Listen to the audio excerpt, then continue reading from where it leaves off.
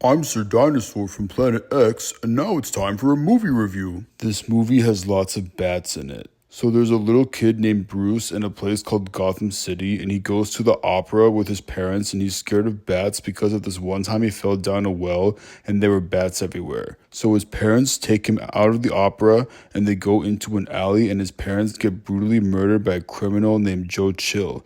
Bruce lives with his butler named Alfred. He inherits like $8 billion and could see the best therapist in the city as he grows up, but instead he thinks the best way to fix his pain is to dress up like a bat and beat people up. Apparently, they sell action figures of this guy and they make backpacks and t-shirts with his logo, and little kids dress up as Batman for Halloween, and people are okay with this.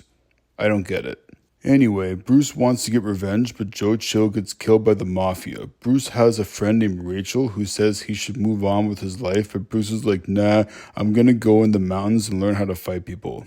This guy named Ducard trains Bruce and things are going good, but eventually Ducard says he works for this guy Ra's al Ghul, who's the boss of these secret guys called the League of Shadows, and they gotta destroy Gotham City, and Bruce says, if I beat up the bad guys and don't kill them, that's way better, and he burns the building down on his way out. Then Bruce goes home and talks with this guy Lucius about his dad's company that made him like $8 billion.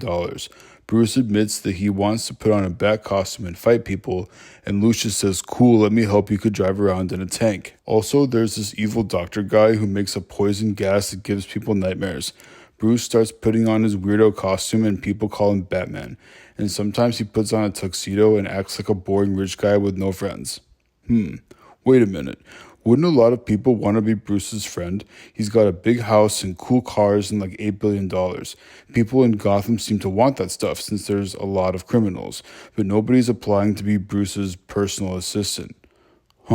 Maybe they wouldn't want to clean his sweaty bat costume after a long night of flying around. So this police guy named Commissioner Gordon and all the other cops don't like Batman, but he gives them the mafia guy, so he goes to jail, and the evil doctor guy puts on a scarecrow mask and uses the gas to drive the mafia guy crazy. Batman finds the scarecrow guy but gets hit with the gas, so once he feels better, he and Lucius make an antidote.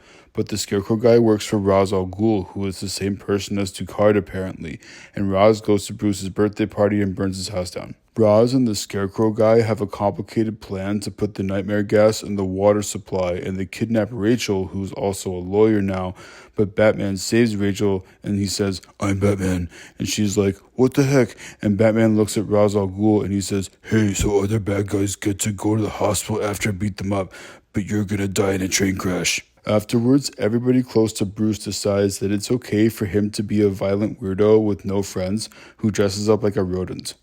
Rachel says, hey Bruce, you get one smooch and that's it. I'd rather date a guy who doesn't have $8 billion and is a little more normal.